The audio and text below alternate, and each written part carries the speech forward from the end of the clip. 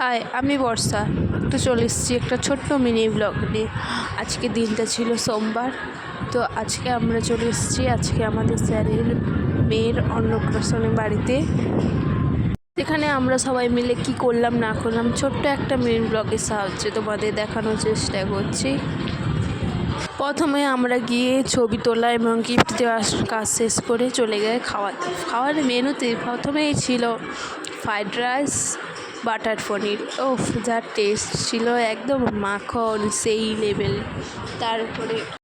তারপরে চলে আসে চিংড়ি মাছের একটা রেসিপি, চিংড়িগুলো সাইজ এই, তারপরে আলু ভাজা, তারপরে প্লম্পেট মাছের এই কাঠটা একদম সেই জিভে জল চলে আসবে একদম।